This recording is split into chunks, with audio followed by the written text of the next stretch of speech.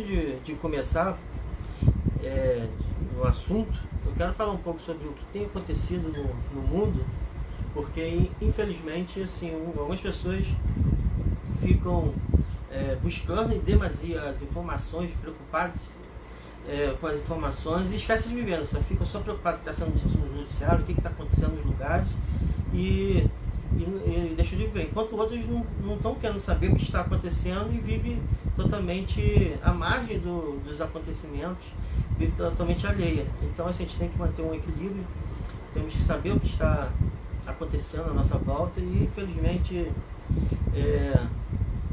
temos vivido um momento delicado na história da igreja no mundo, e temos vivido uma perseguição muito grande. As pessoas não imaginam o quanto tem sido pesaroso, quanto tem sido difícil ser cristão em alguns lugares do mundo. Hoje especificamente quero falar sobre a China, que nesse momento proibiu os cultos pela internet, já que lá está a possibilidade de abrir os templos, a maioria dos lugares, e está proibido. E se alguém for pego assistindo uma live de algum culto, esse também é preso. E temos vários relatos e vídeos de pessoas sendo presas simplesmente por estar assistindo uma live, como você está assistindo aí. Então, cuidado que pode chegar aqui no Brasil e é crime você assistir uma mensagem, assistir um culto, ouvir a palavra de Deus. E a igreja tem sido perseguida já há algum tempo, nos últimos 12 meses, centenas de templos foram destruídas, é isso mesmo, não foram fechados, foram destruídas, derrubam um prédio, literalmente. E a desculpa é que são igrejas não legalizadas, mas a verdade é que até as tais legalizadas também têm sido derrubadas, têm sido destruídas, e a perseguição tem sido grande lá na China a todos os cristãos, seja eles evangélicos ou católicos ou protestantes, se assim preferir. E não diferente do que acontece no Oriente Médio e grande parte da África, as pessoas estão morrendo simplesmente pelo fato de confessar o nome de Jesus. Mas isso acontece desde muito tempo, mas as mídias sociais, a informação, ela chega com mais rapidez. Então, algumas pessoas viram o rosto para essas coisas e seguem suas vidas como se nada tivesse acontecendo, como se não afetasse, se você não pudesse chegar no seu país, no seu estado, na sua cidade. E infelizmente foi até relatado aqui já em outras lives e temos visto que a perseguição também tem chegado aqui no Brasil, ainda bem devagar ainda, mas já está acontecendo. Então assim, temos que estar atentos, que temos visto aí verdadeiras barbaridades acontecendo, inclusive que fere as nossas leis, a nossa Constituição. Teve aquele caso lá do padre lá que estava fazendo a missa com 5 pessoas dentro do estabelecimento e foi interrompido. Ou seja, tivemos o caso de uma família que estava reunida e estava louvando a Deus e a polícia foi lá e bateu na porta, e todas as pessoas da mesma família estavam ali naquele local, na casa Então assim, isso tem acontecido e temos que estar atentos, porque infelizmente a tendência é piorar. E essa perseguição ela vai se espalhar por todo mundo. Na Europa existe uma resistência muito grande ao cristianismo. A França, nos últimos 2 anos, aconteceu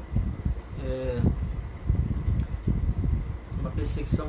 Isso tem acontecido porque lá tem se tornado um país islâmico, a França, e a perseguição, principalmente aos católicos, várias igrejas católicas sendo queimadas, um absurdo, uma falta de respeito ao direito de religião das pessoas.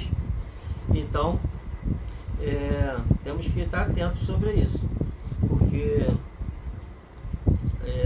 a Bíblia disse sobre a perseguição viria. Diga o ventilador para mim. Vê se agora melhorou o áudio.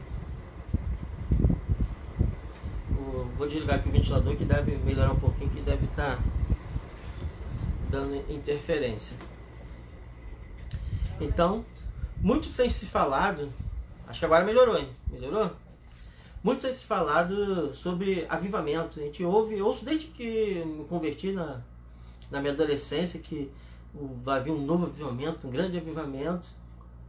E as pessoas estavam parcialmente certas. Realmente, a Bíblia diz sobre um grande avivamento que vai acontecer, mas esse grande avivamento, aquele lá profetizado por Joel, vai acontecer.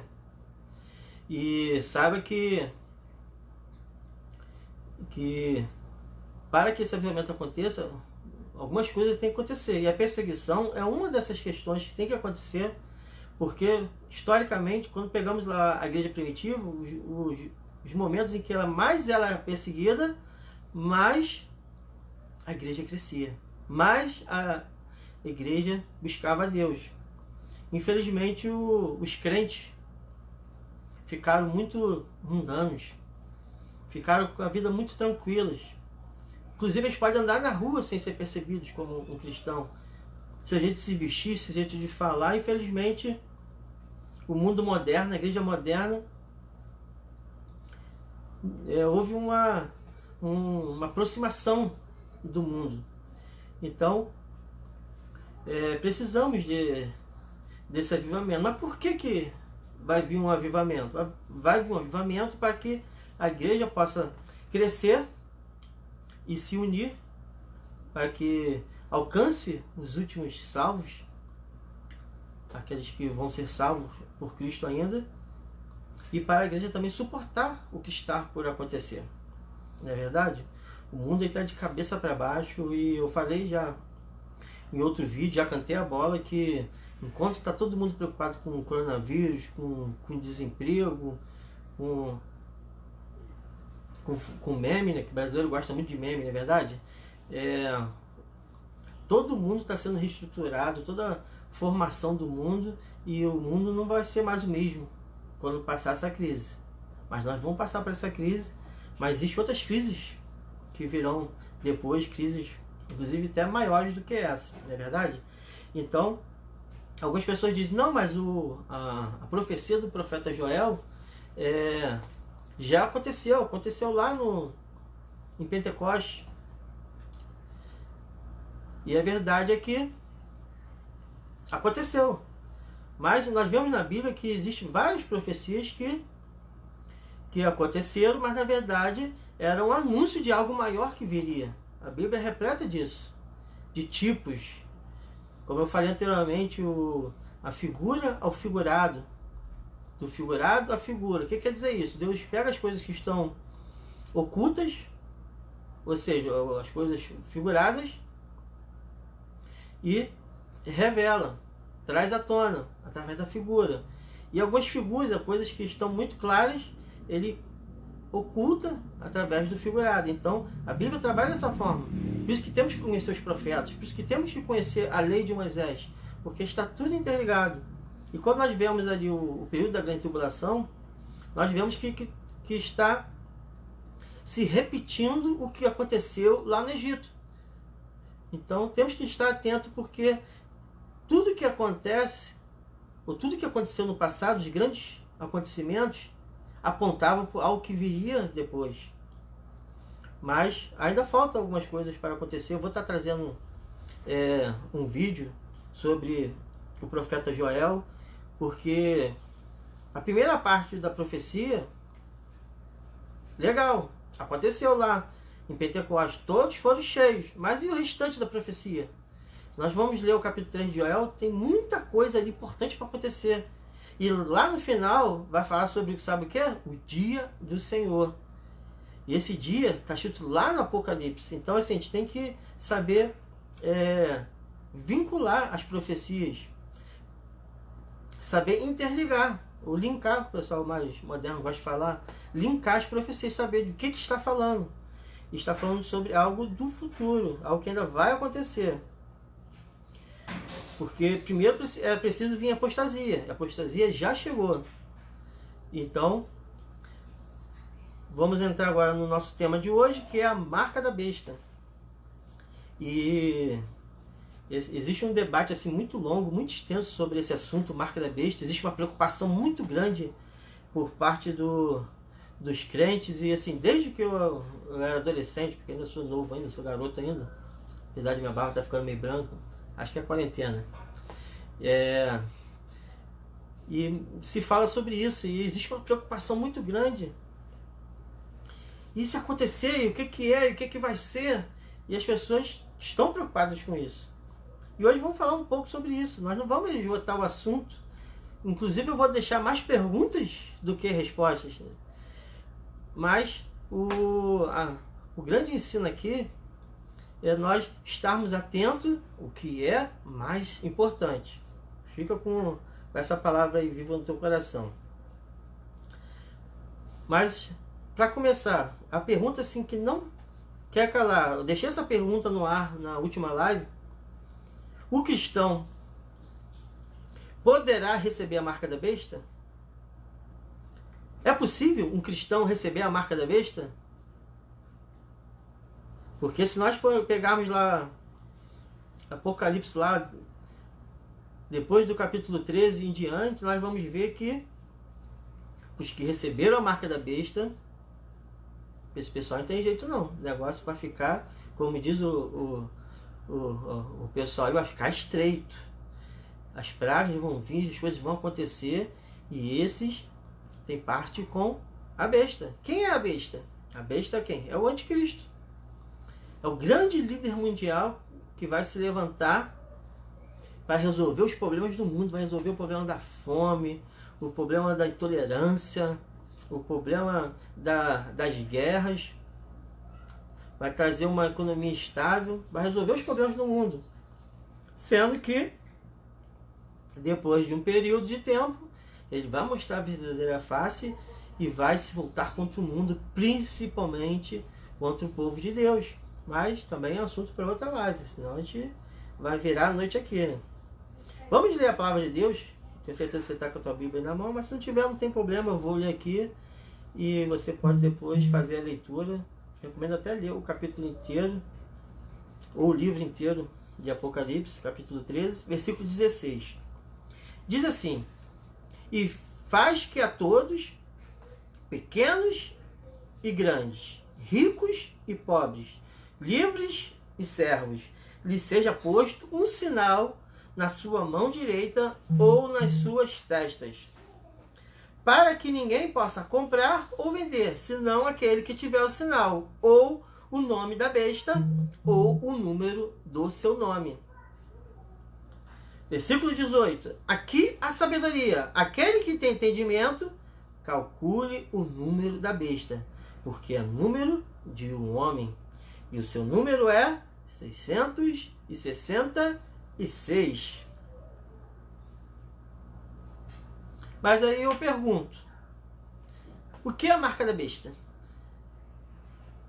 As pessoas já estão um certo tempinho tentando explicar o que é a marca da besta. E muita coisa foi dita sobre isso. Eu tenho acompanhado isso já há muitos anos nos meus estudos e curiosidades, o que tem sido falado sobre esse tema. Alguns dizem que a marca da besta é uma tatuagem. Uma tatuagem em que quem fizer essa tatuagem não terá parte com Cristo. Muito foi dito sobre isso. Existem pessoas que dizem que não é uma tatuagem qualquer. Não é porque a pessoa tem uma tatuagem que ela tem a marca da besta. Seria até sem noção alguém pensar ou falar algo desse tipo. Não estou dizendo aqui contra nem a favor de quem tem tatuagem. Não é Existe quem diga que é uma tatuagem cerimonial. Existe um grupo de extremistas islâmicos que usam uma tatuagem na testa. Você já deve ter visto algum filme, alguma coisa, esse pessoal. E aqueles escritos ali, existem estudos que dizem que aquilo ali significa 666, mas é uma teoria. Foi dito também há um tempo atrás, já tem um tempinho já, mas nem tanto, que a marca da besta era o código de barras. Porque todos os códigos de barras dos alimentos tem 3 tracinhos, um em cada extremo e outro no meio, e seria cada um desses tracinhos 6. Foi dito muito sobre isso. E provavelmente é o 6, já que cada tracinho daquele, o conjunto de tracinho daquele é um número, e realmente foi comprovado que é o 6. Mas seria o código de barra a marca da besta? Muita gente acredita nisso. Outras pessoas, e esse já tem um pouquinho mais de tempo, diziam que a marca da besta era o cartão de crédito. Inclusive dizia que crente não podia ter cartão de crédito. Eu até concordo que não é muito bom crente ter cartão de crédito, porque cartão de crédito é problema, não é verdade? Cartão de crédito foi feito para as pessoas comprar aquilo que não precisa com dinheiro que não tem. Claro que às vezes salva, mas nos atrapalha mais do que nos ajuda. Temos que ter muita sabedoria para usar o cartão de crédito. Porque depois de um tempo surgiu os cartões de crédito com chip. E alguns relutaram em aceitar. Não queria esse cartão com chip do banco. Não, esse chip aí tem uma coisa errada aí. Esse chip aí deve ser a marca da besta. Existem um estudo que diz que o nome Visa significa 666, que são o número 6 em 3 idiomas diferentes. E o V e o I do Vi é o 6 em números romanos, depois o S é 6 em uma outra língua e o A é o 6 em outra língua.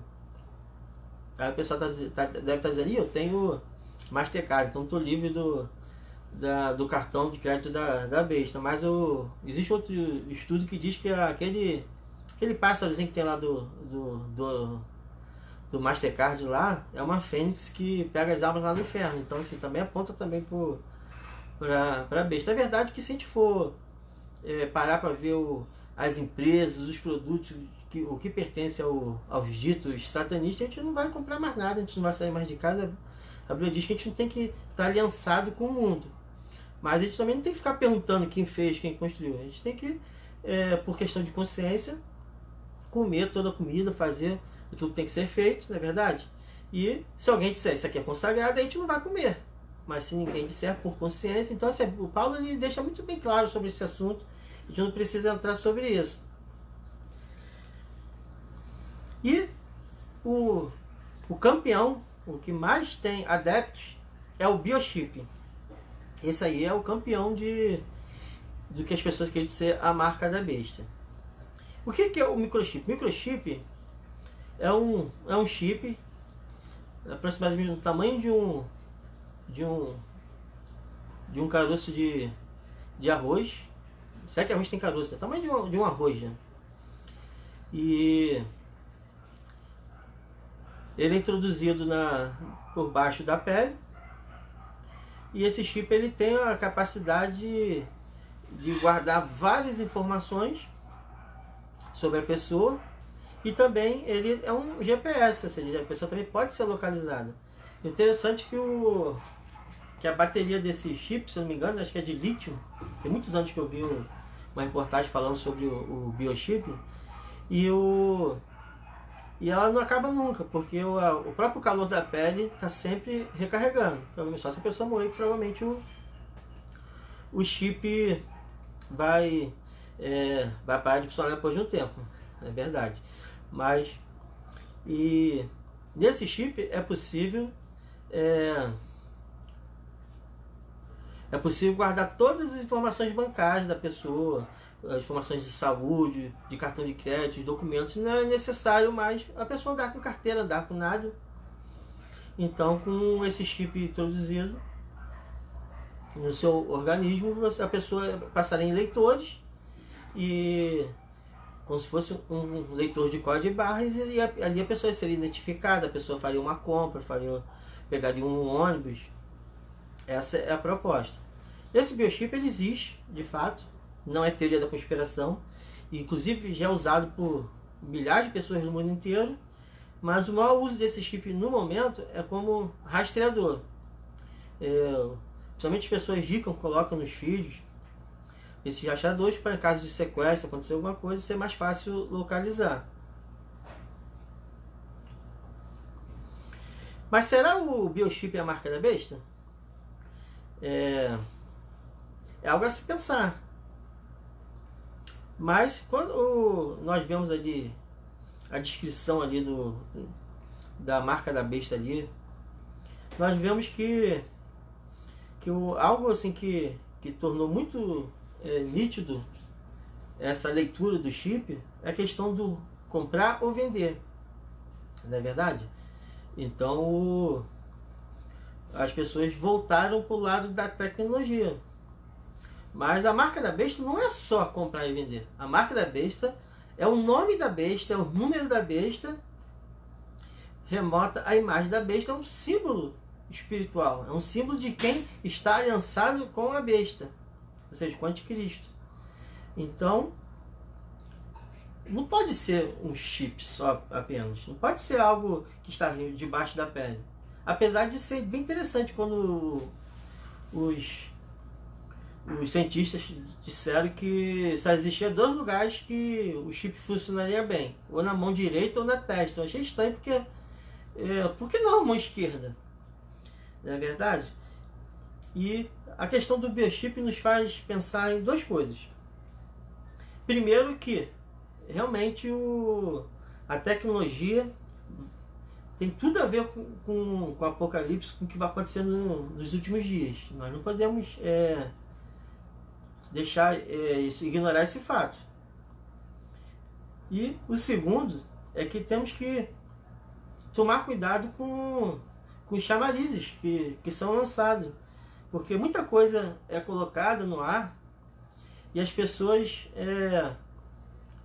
se escandalizam, as pessoas querem parar para ver, e muitas das vezes aquilo ali é só para chamar atenção, enquanto no pano de fundo outra coisa está acontecendo. Pode ser?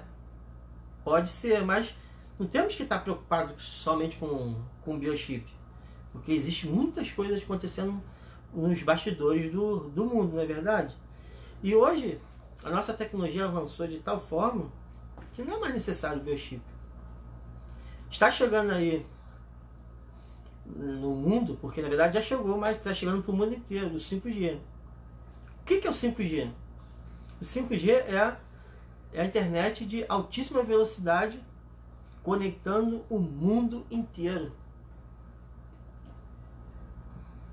Mas já me corrigiram ali, é grão de arroz. Alguém falou caroço. Deve ser algum incrédulo aí que falou, né? A tecnologia do 5G, ela vai revolucionar o mundo. Hoje, só para você ter uma ideia, a gente não precisa, para sacar um dinheiro no banco, a gente não precisa de biochip, a gente não precisa de um cartão, a gente não precisa de uma senha, a gente não precisa de um conjuntinho de letras, a gente não precisa de um cartãozinho que a gente tem que fazer várias comparações para chegar no número. Na maioria dos bancos você consegue fazer um saque simplesmente pela sua impressão digital ou pela leitura das veias da mão. Existe já, não está ainda em uso, mas já existe, porque a tecnologia é cara de leitor ocular, ou seja, pelos olhos da pessoa identificar. Então, para haver o controle de pessoas, talvez não seja necessário o biochip para você comprar e vender, porque com o 5G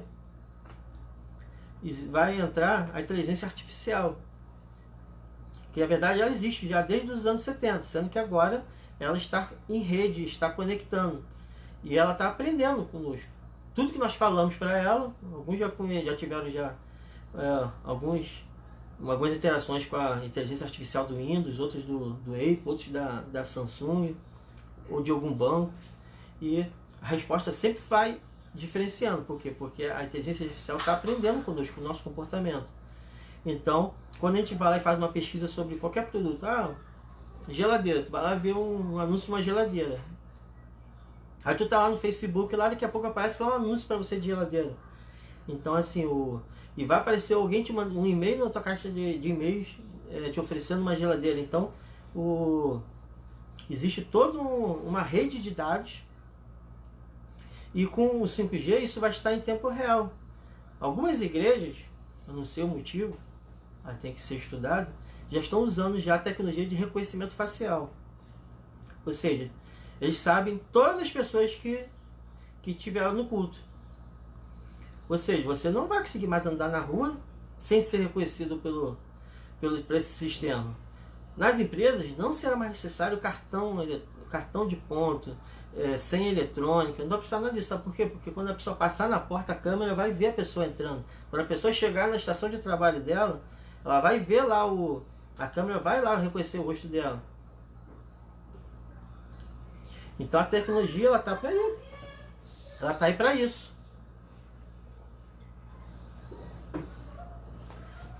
Então saiba que o 5G vai ser uma arma poderosa na mão da nova ordem mundial, que é o governo do anticristo.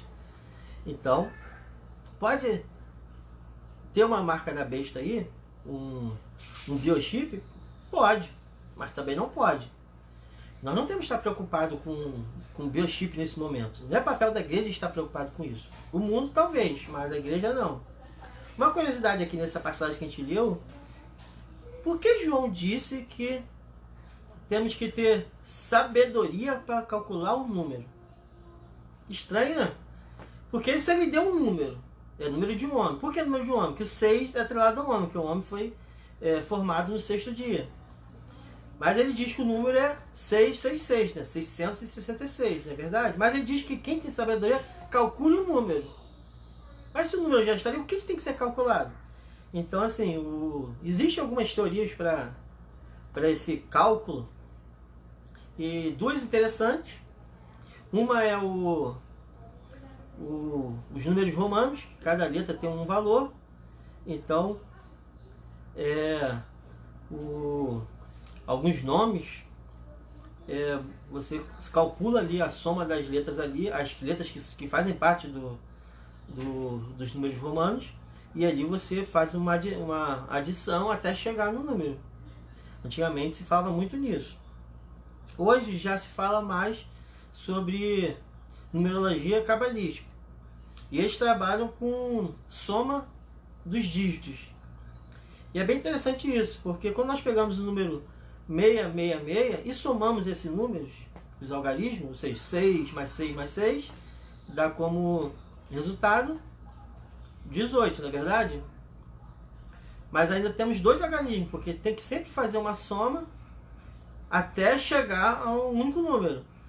Se nós pegarmos os 18, 1 mais 8 vai dar o quê? Vai dar 9. Então, existe uma crença aí que tem crescido bastante na internet, que diz que o verdadeiro número da besta é o 9, que significa 666, é uma forma resumida.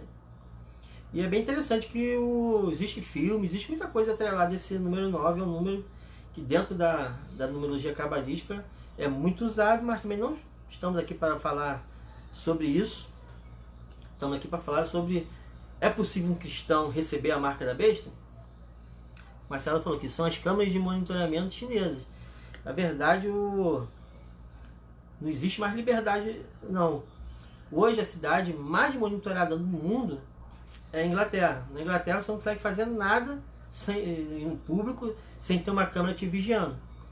Então é muito fácil você controlar a população, controlar as massas, quando você sabe onde estão as pessoas, o que estão, e é até possível saber o que estão fazendo, porque você vê em tempo real. Existem centros de monitoramento, e também existe algoritmo de computador, ou seja, a inteligência artificial que vê e identifica o que é mais importante dentro da programação. Só para vocês terem uma ideia, eu posso falar do banco lá, a sala de atendimento ali onde ficam as máquinas, tem câmeras. E existe uma central que todas as câmeras de todas as agências do país estão ligadas nessa central. E lá existem várias telas.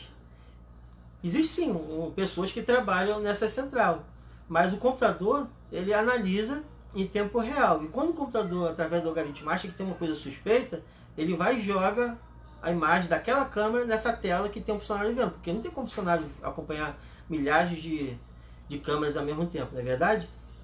Então eles vão ver, o funcionário vai ver só o da segurança lá que fica no monitoramento 24 horas, vai ver só aquilo que o computador acha como suspeito, quando tem acontecendo uma coisa suspeita naquele lugar, entendeu?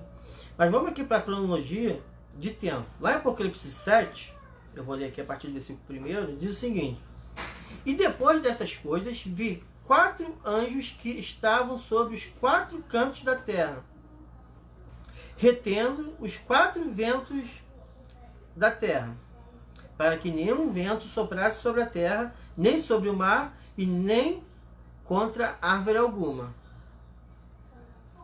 Versículo 2: e vi outro anjo subir do lado do sol nascente, e que tinha o selo do Deus vivo, e clamou com grande voz aos 4 anjos, a quem fora dado o poder de danificar a terra e o mar. Ou seja, vou aqui contextualizar para os irmãos. Existem 4 anjos, e esses 4 anjos estão posicionados nos 4 extremos da terra, e eles estão prontos para danificar a terra e o mar, ou seja, estão prontos para enviar juízos da parte de Deus para a terra. Mas antes de eles fazerem qualquer coisa, iniciarem aquilo para que eles foram feitos, vem um outro anjo do céu e diz para que eles esperem que Deus vai selar o deles. Olha lá, versículo 3. Dizendo: não danifiqueis a terra, nem o mar, nem as árvores, até que hajamos assinalado, ou selados em algumas versões, nas suas testas, os servos do vosso Deus. Ou seja, Deus vai, através de um anjo, selar todos os filhos de Deus que estão sobre a terra. Isso está lá no capítulo 7 de Apocalipse. Só essa passagem aqui já respondeu, né, aquela pergunta que eu deixei lá. Mas vamos seguir mais um pouco.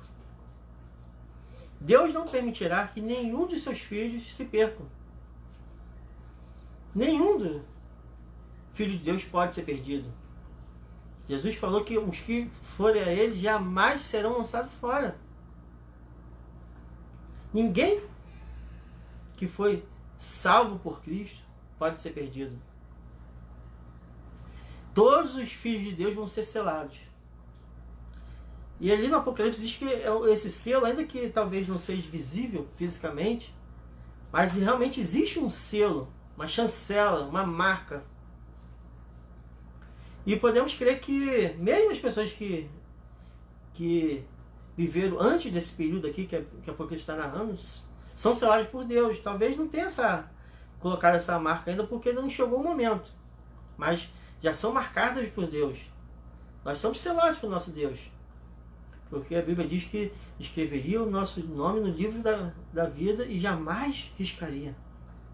Ou seja, não tem como voltar atrás, não tem como Deus se enganar, Deus desistir, Deus voltar atrás. Não. Lá no Apocalipse capítulo 3, versículo 11, diz o seguinte: eis que venho sem demora. Guarda o que tens, para que ninguém tome a tua coroa. Versículo 12. Ao que vencer, eu farei coluna no templo do meu Deus, e dele nunca sairá. E escreverei sobre ele o nome do meu Deus, o nome da cidade do meu Deus, a nova Jerusalém, que desce do céu, do meu Deus, e também o meu novo nome. Quem tem ouvidos, ouça o que o Espírito diz às igrejas. Viu que interessante? Antes de começar, porque lá no primeiro selo, é quando vem o cavaleiro branco, que é o próprio anticristo, que inicia-se os 7 anos da grande tribulação. Mas antes disso acontecer, Deus já havia dito lá em Apocalipse 13 que aquele que vencesse teria o nome de Deus gravado. Ou seja, estariam selados por Deus. Porque alguém pode dizer, não, mas o fato da marca da besta estar lá no capítulo 3 do Apocalipse não quer dizer que seja depois do capítulo 7. Aí você pode estar dizendo, mas, oi? Não entendi nada agora. Minha mente agora viajou. Deixa eu explicar. Ainda que alguns, ou a maioria dos acontecimentos do livro de Apocalipse seja cronológico, tem coisas que estão acontecendo no mesmo tempo, mas são faladas em momentos diferentes. Por exemplo, no primeiro selo, o anticristo surge. Onde é que vai dar os detalhes do anticristo? Lá no capítulo 13. Ou seja, teoricamente até passou estácio. Não, mas está acontecendo ao mesmo tempo. Tem pessoas que acreditam que, por exemplo, que as trombetas vão ser depois que, para acabar o 7º selo, começa a primeira trombeta. Perdão. Mas, se nós analisarmos o 6º selo, o que acontece no 6º selo? O céu se torna escuro, a lua como sangue, as estrelas, o que sobraram dela, porque alguns já foram precipitados para a terra. Todas as ilhas do mundo saíram dos seus lugares, as pessoas estão debaixo da terra, houve um extermínio de grande parte da população. Ou seja, aqueles acontecimentos que estão descritos nas primeiras trombetas depois dos selos, que também a gente vai poder falar isso futuramente em outras lives, não pode acontecer, porque já aconteceu antes. Então nós vamos ver que, ainda que esteja, até para poder didaticamente ser mais fácil nós compreendermos, ele dá conjunto de informações, primeiro as informações dos selos, depois as informações das trombetas, depois dos cálices, ou flagelo, depende da versão. Aí depois ele fala especificamente sobre o anticristo, depois ele fala sobre do dragão e ele perseguindo a mulher no deserto. E essa passagem é uma das passagens que eu tinha mais dificuldade de entender. Não vou dizer que entendo 100% ainda não, mas estou caminhando. E depois que eu peguei até um vídeo que muito interessante que eu vi, de uma aula, linkando ele ao deserto, como o povo fugiu no deserto. Lembra quando o povo saiu lá de Faraó? E a Bíblia diz que aquele povo foi levado como águia, como asas de águia, e Faraó atrás. Então é um acontecimento parecido. Ou seja, aquele acontecimento lá do passado, antes do Mar Vermelho abrir, é algo que apontava para essa perseguição que vai haver lá. Pelo fato das alegorias, dragão e várias coisas, às vezes as pessoas ficam um pouco assustadas e é um pouco mais difícil de compreender, mas por isso que temos que conhecer a figura e o figurado, como eu falei anteriormente. Então, rebobinando um pouco a fita, alguém fala, não, esses que vão ser selados aí são os 144 mil que diz lá em Apocalipse, que vai ser selado 144 mil. Não é todos crentes. Inclusive, grande parte, talvez a maior parte dos cristãos digam que não, a igreja vai ter, nesse momento aqui a igreja foi arrebatada há muito tempo, não existe mais igreja não. Aí eu pergunto, se a igreja foi arrebatada, quem são os 144 mil que estão sendo selados aqui? Qual o motivo de se selar 144 mil? São 144 mil pessoas literais? Isso aí dá nó na mente de muita gente, porque quanto mais as pessoas tentam explicar, mais elas se afastam da verdade, mais se confundem e confundem outras pessoas. Aí alguém diz, não, essas aí são as pessoas que vão ficar de fora do arrebatamento, ou seja, as pessoas que não vigiaram, veio o arrebatamento e ficaram para trás. Lembra daquele filme Deixados para Trás? Eu lembro quando eu era adolescente tinha aquele filme. Mas será que isso é realmente possível acontecer? Então quer dizer que serão mais de um arrebatamento? Tem que empregue 3 arrebatamentos, você acredita nisso? É. Para poder encaixar. E quantas bodas vai ter? Alguém diz, não, é uma só que faz uma pausa, ou seja, a igreja foi arrebatada, está lá na boda do Cordeiro. Aí está acontecendo, no meio da boda, Jesus fala, para todo mundo agora que a gente vai aguardar alguns anos para poder acabar para poder ter o segundo arrebatamento, para poder completar, para poder participar. Alguém pode dizer, não, mas o mundo lá, o tempo é diferente, mas a Bíblia diz que primeiro os vivos e depois os mortos, mas é um evento único. A Bíblia não fala de 2, de 3, de 4 eventos, como alguns, para tentar explicar algumas teorias desconexas, e vão criando mais eventos. E interessante que se usa um versículo totalmente fora de contexto. Quando diz lá que Jesus virá como ladrão, a pessoa fala, opa, isso é o arrebatamento, ele vai vir, é o arrebatamento secreto, que na Bíblia não fala nada sobre arrebatamento secreto, é uma doutrina moderna, não tem nem 100 anos essa doutrina. Quando a Bíblia diz que ele virá como ladrão, ele está falando sobre os moradores da terra, lá nas taças, lá nos flagelos, já no finalzinho de tudo.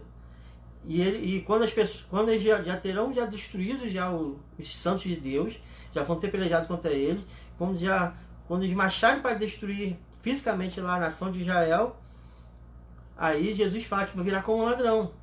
Esse virado como Jesus como ladrão não é o arrebatamento secreto, é a vinda gloriosa de Cristo. Lembra que quando Jesus ascendeu aos céus, veio o anjo e disse para os discípulos, não fiquem tristes, não se preocupem não, que da mesma forma que ele subiu, ou seja, olhos vendo, ele vai voltar, ou seja, Jesus subiu e subiu até chegar nas nuvens e sumiu nas nuvens. Então, ele tem que voltar nas nuvens no evento agora, como se pegasse uma fita e rebobinasse. O pessoal que é mais antigo, que lembra do videocassete, pode entender um pouco mais esse termo.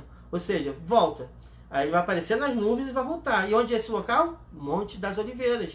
O mesmo local que ele foi, ele vai voltar. E quando ele voltar, ele vai esmagar o anticristo. Ele vai lançar o anticristo, o falso profeta, no inferno, vai amarrar Satanás por 1000 anos e vai estabelecer o seu trono em Israel. Porque quando os apóstolos falaram, mestre, tu vieste nos reinar, tu vieste nos tirar do governo corrupto romano, estabeleceu o teu trono aqui na terra, Jesus falou, não, meu reino não é desse mundo não.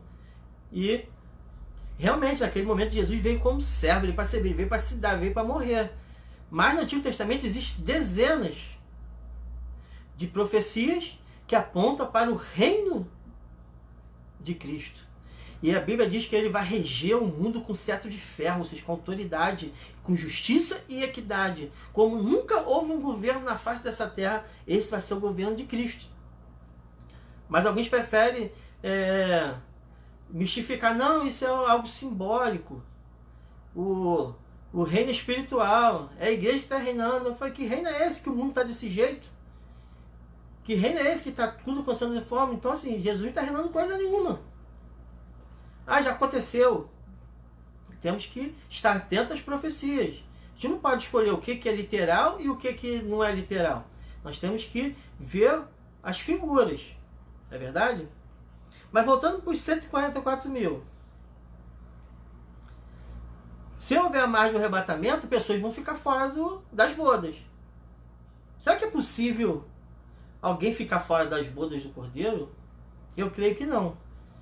Porque a Bíblia diz que nós seremos glorificados. Esses glorificados com Cristo, em Cristo, é o recebimento do novo corpo, do corpo incorruptível. A Bíblia diz que nos despiremos de toda corrupção para tornarmos incorruptíveis, de toda mortalidade para nos revestir de toda imortalidade. Ou seja, isso tem tudo a ver com a boda. Tem gente que acha que a boda do Cordeiro é um banquete. O pessoal vai lá bater papo e comer. É algo muito maior, muito mais profundo que isso. Mas vamos falar isso em outro momento. Mas quem são os 144 mil? É difícil a gente entender quem são os 144 mil se a gente não entender as duas casas de Israel. Quem são as duas casas de Israel? Lembra que o Israel foi dividido em duas casas? Reino do Sul e Reino do Norte. A casa de Israel e a casa de Judá. A casa de Israel passou a ser chamada casa de Efraim. De uma profecia, de uma promessa lá feita para Efraim. E ele se tornou primeiro, porque teoricamente ele não foi o primogênito. Quem é a casa de Judá? A casa de Judá é a linha dos descendentes sanguíneos de Abraão. Ou seja, é o povo judeu. Quer dizer necessariamente que são os israelitas? Não. Porque nem todo mundo que está lá em Israel nesse momento, que mora na nação Israel, é descendente direto de sangue de Abraão. A Bíblia diz que o povo foi disperso várias vezes na história. E a última vez que foram dispersos foi lá quando caiu Jerusalém. Não foi o Império Romano que derrubou Jerusalém, já está comprovado isso. Foram como a Bíblia diz, os assírios. Foram os islâmicos que botaram fogo no templo e tomaram a cidade. E eles foram espalhados pelo mundo, como a Bíblia mesmo diz que eles seriam espalhados pelo mundo. E grande parte foi para a Europa e a maior parte foi para a África e se espalhou pelo mundo. Então nem todo mundo que está em Israel é descendente de Abraão sanguíneo. Então esses descendentes de Abraão são a casa de Judá. E quem é a casa de Efraim? A casa de Efraim é aquilo que eu falei na última live e venho falado constantemente. É um mistério oculto às gerações que foi revelado, que foi manifesto através de Cristo. Ou seja, os gentios sendo salvos pela promessa de Abraão. Ou seja, nos tornamos filhos adotivos de Abraão através da promessa. Porque Cristo nos comprou e nos fez filhos, nos fez casa, nos fez Israel espiritual. Então, a igreja de Jesus, ela tem dois grupos de pessoas. Tem os judeus que se converteram a Cristo, que aceitaram a Cristo como seu Salvador, e tem os gentios, ou seja, aqueles que não são do sangue de Abraão, mas que, pela promessa feita a Abraão, que e nele todas as famílias da terra seriam abençoadas, foram alcançadas através do sacrifício de Cristo. Nós somos casa de Efraim, nós somos casa de Israel. A igreja é a casa de Israel. Claro que para Deus é um só corpo, é a igreja. Mas é bem dividido em duas casas, por quê? Porque nós vemos a antiga e a nova aliança. A antiga aliança, a casa de Judá, fala de 12 tribos, não é verdade?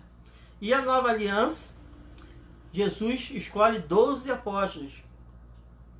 Ou seja, a casa dos gentios, simbolizando a nova aliança derramada no sangue dele, que ele comprou. Povos de todas as nações. Ele não comprou povos da descendência de Abraão, ele comprou de todas as nações. Não é verdade? Antes não tinha essa possibilidade de outros povos, de outras nações serem salvos em Cristo, não. Salvos em Deus, não. Só quem era descendente direto de Abraão. Mas agora se abriu ao mundo inteiro. Está entendendo? Então, 12 da antiga aliança, 12 da nova aliança. Quem é bom de tabuada aí? Quanto que é 12 vezes 12? 144, não é verdade? Aí alguém pode dizer, não, mas tá faltando 1000 aí. Não tá faltando 1000? Sim. Quanto tempo Jesus vai reinar?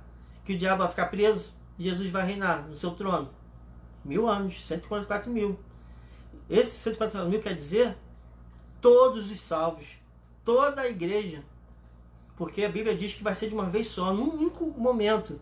Primeiro os que estão mortos vão ressuscitar, vão tornar a vida. E depois os que estão vivos serão transformados, ou seja, terão seus corpos glorificados. Não é verdade? Mas infelizmente muitos ainda preferem seguir para um caminho obscuro, de pregar um arrebatamento secreto. Ó, cuidado que Jesus pode voltar hoje. Você ir para o inferno. Não faz sentido nenhum. Paulo nunca ensinou isso. Paulo conhecia os profetas. Paulo citou Daniel, Isaías e vários outros profetas várias vezes.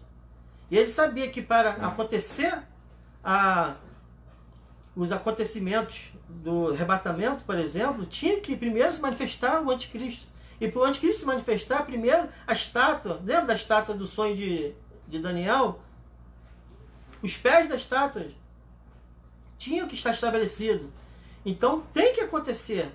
Então, você pode dizer, Adriano, você está dizendo então que Jesus não pode voltar hoje? Não, não pode. Sabe por quê? Porque ainda não foi manifesto o anticristo. Ainda não foi estabelecido os 10 reinos que o anticristo vai governar. Aí você pode dizer, então estou tranquilo, então posso ver minha vida? Eu falei, não, pelo contrário.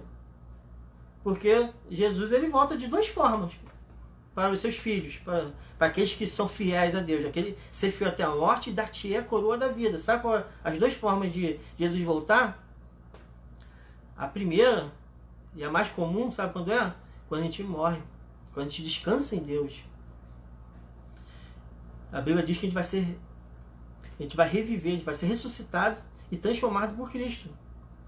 Então, morreu em Cristo, Jesus voltou. Porque ele vai ser ressuscitado todo mundo junto. Ou seja, Abel, que está guardando lá desde o mundo antigo até o último pessoa que morrer, vai ressuscitar todo mundo junto. A Bíblia diz isso. E aqueles que não estão em Cristo, aí sim, esses é morrer e depois vem o quê? O juízo.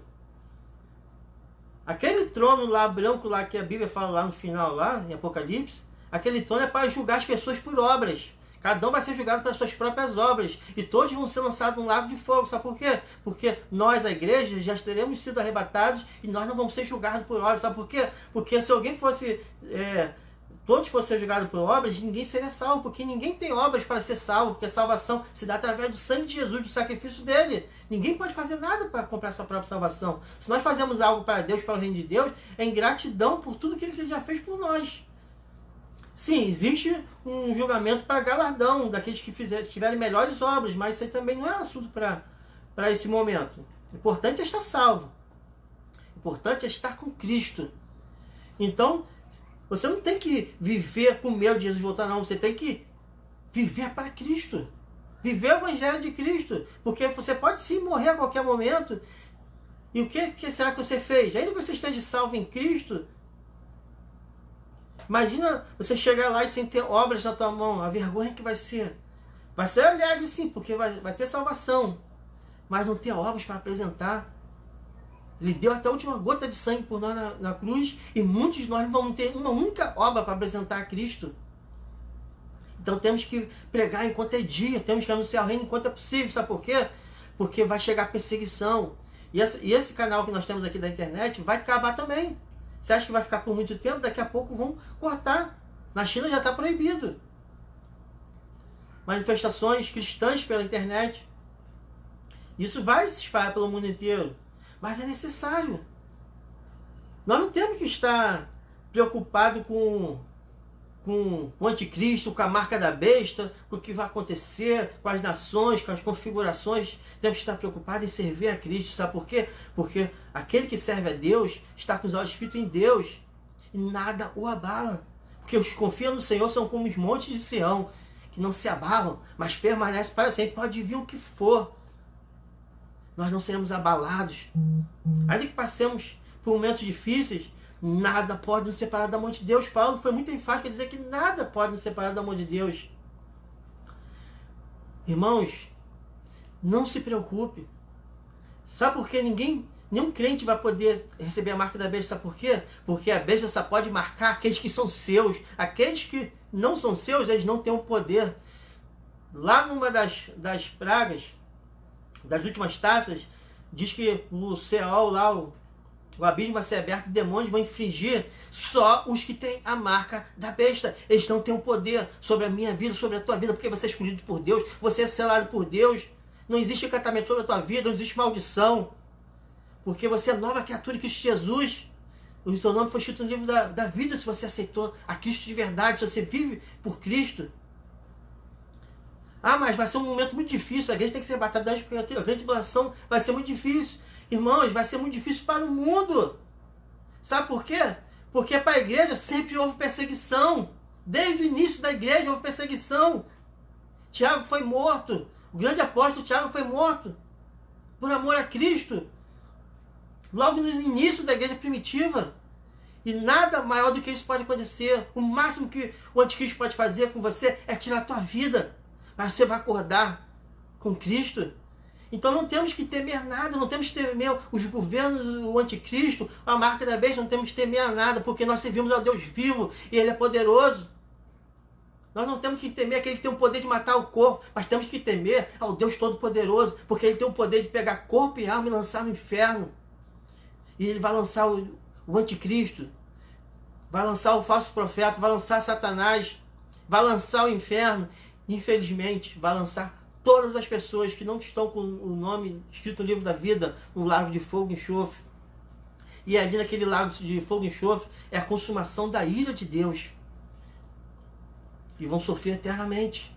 Mas isso não é para mim, não é para você. Nós não temos que servir a Cristo por medo do inferno, não. Temos que servir a Cristo por gratidão a Ele, porque Ele nos alcançou, porque Ele nos salvou, Ele nos transformou e deu uma nova vida em Cristo Jesus. Amém? Que você possa ter essa palavra, esse mini estudo que fizemos aqui, no teu coração e saber que Deus é contigo. Vai vir muita coisa aí nos próximos meses, nos próximos anos. Irmãos, não se iluda, está muito perto. E quando chegar a grande perseguição, alguns líderes vão ficar com cara de bobo, porque ensinaram para as pessoas que a perseguição, a grande tribulação não era para a igreja, que a igreja seria arrebatada. Irmãos, isso é uma falta de respeito com nossos irmãos na China, no Oriente Médio, que estão sendo mortos, queimados vivos por amor a Cristo, tendo seus filhos mortos na sua frente, por amor a Cristo. Ah, isso não é pra gente não. Infelizmente as pessoas parece que acham engraçado os nossos pais na fé ter sido executados, mortos por amor a Cristo. Não, isso aí não acontece conosco não, isso não é pra gente não. Nesse evangelho moderno aí, que prega só vitória, tudo vai dar certo, tudo é maravilha. Nossa vida, nosso viver é Cristo. E a morte é lucro. Tem isso no teu coração. Creia nos profetas, creia na palavra de Deus, que você jamais será esquecido, você não vai ser deixado para trás. Mas Deus será contigo e vai guardar a tua vida. Amém? E que essa palavra fique no teu coração e que você possa ter essa certeza de que você é lavado e remido pelo sangue de Cristo. E teu nome foi escrito no livro da Bíblia. E o anticristo não tem poder sobre a tua vida. Ele não tem poder sobre a tua alma.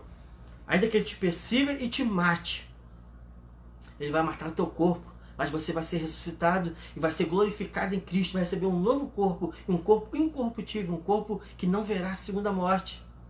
E estará com Cristo para a eternidade. Essa é a maior promessa que a Bíblia nos dá. Essa é a garantia que Jesus nos deu na cruz do Calvário. Ele não veio para nos dar comida, bebida, posição social. Ele veio para nos dar salvação. O que vier além disso é lucro. Glória a Deus por isso. Mas nós não vivemos por isso. Nós vivemos por Ele. Porque Ele é poderoso. Ele é infinito. Igreja. Aquilo era uma profecia para a igreja. E o dia do Senhor vai chegar. E o dia do Senhor. Amém?